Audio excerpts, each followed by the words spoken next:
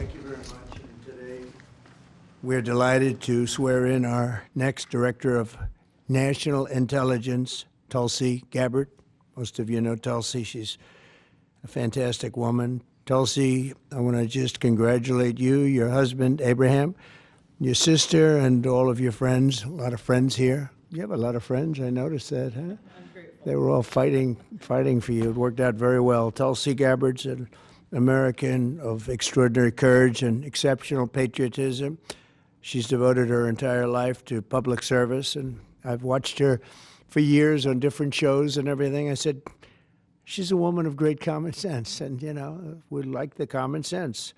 It's a word that's being used a lot. I think we started it in terms of politics, but it's a word that's used a lot. It's usually pretty effective, too, and you really are. I've watched you even on Larry King. You know, you're very young. I don't know how you were Larry King, but you're very young.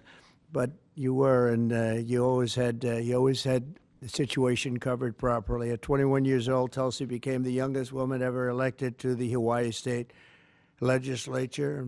After 9/11, she joined the Hawaii Army National Guard and deployed abroad 3 times, and highly respected by everybody. So many people writing in letters saying she was so exceptional even then. She continues to serve as a lieutenant colonel in the U.S. Army Reserve, and Tulsi also served 4 terms in the United States House of Representatives, where she was a member of the House Armed Services Committee. She is a former vice chair of the National Democratic Party. Can you believe that? And here she is. That's very nice. We have a few of them. But she was never a Democrat. She was, at heart, she was a Republican. I watched her. And was a 2020 Democrat candidate for President of the United States. It's not easy, right? It's not so easy. People think it's easy. It's not easy. Throughout her service, Tulsi has always distinguished herself as a leader of the highest caliber. She's earned the respect and admiration and love of Americans on both sides of the aisle as her profound commitment to the values that keep us free, and she really does have those values as much as anybody. In recent years, Tulsi has been a courageous and often lonely voice speaking out against radical left's attacks on free speech and the dangers of an unelected deep state. And I have to say she was very, very strong for me when I was going through all of the fake news and all of the problems that we had with some very sick people. She was always out there. Before I really knew her as well, she was out there defending me, so I appreciated that, Tulsi. But the threat of a warmongering military-industrial complex and the weaponization of government and governmental people that go out and persecute. They like to persecute people that are innocent. Tulsi herself became a target of that weaponization when she was outrageously placed on a suspected terrorist watch list by the Biden regime. It's a very evil regime after criticizing their appalling abuses of power. And I'm confident that as Director of the National Intelligence, Tulsi will work tirelessly to keep America safe. And she's been doing that her entire career. I think it's going to be a very natural day for you when you walk in. It's just have to keep the way you are. Just stay the way you are. She'll be clear-eyed and she'll be focused on the threat of radical Islamic terrorism and lots of other threats, too, threats from within, and give no quarter to America's foreign enemies. At the same time, I'm entrusting Tulsi with the responsibility of overseeing urgently needed reforms to the U.S. intelligence community to protect the rights and the civil liberties of all Americans. She'll provide the American people with transparency, eliminate corruption, shrink the bloated bureaucracy, and restore honesty, integrity, and trust to the national security state. There's only one thing I can say, that there's nobody like her for this job. This was a very easy one for me. She was recommended by some of the top people in that world. It's a little world, you know. It's a little smart world. It sometimes can be an evil world when the wrong people are there, but we have the right one. She's had so many great recommendations. I would say Pam was right up there with her, Pam Bondi. She had a lot of I know her a little bit better, and you're doing a fantastic job after about 3 or 4 days, right? You've had a lot of experience, but you've never seen anything like this, Pam. But you're going to do fantastic as the Attorney General, fantastic. So thank you and congratulations. We did this with Pam a few days ago, and this is again my honor. So congratulations to Tulsi, and I think Pam is going to administer the oath, and when she does that, I'll sign your new certificate. Good, thank you. Thank you very much, everybody.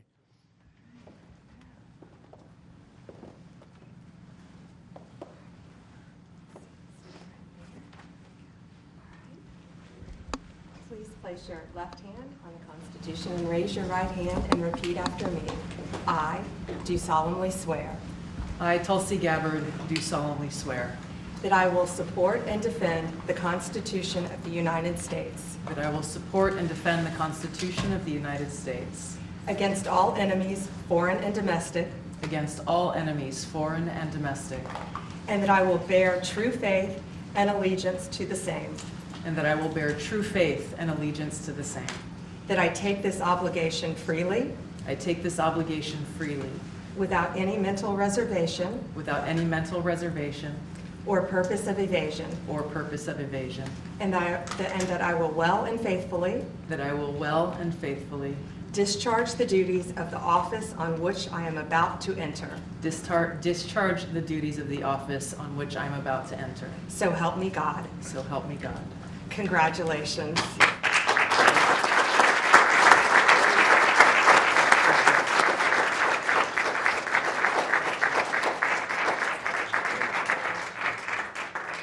That's great. Thank you. Congratulations. It's a big deal. Thank you. Okay. How is the Oval Office looking? A little different look, right? It's the Oval Office. Easy. Okay, we'll get a good one here.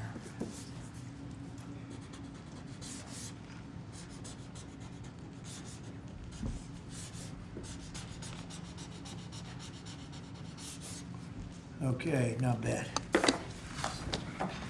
Ready? I'll stand up there. I think we'll do it right here.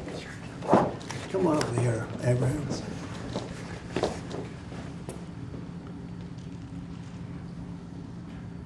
Okay, I'm sure there are no questions. Mr. President, when and where will you meet with You know what, I'd like to have Tulsi say a few words first, and we could answer a couple of questions, okay? Good. Leave that.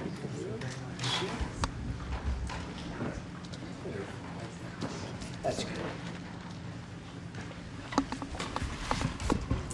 Mr. President, first and foremost, I just want to say thank you from the bottom of my heart for the trust that you have placed in me to fulfill this critical position as Director of National Intelligence at any time, but specifically during this time.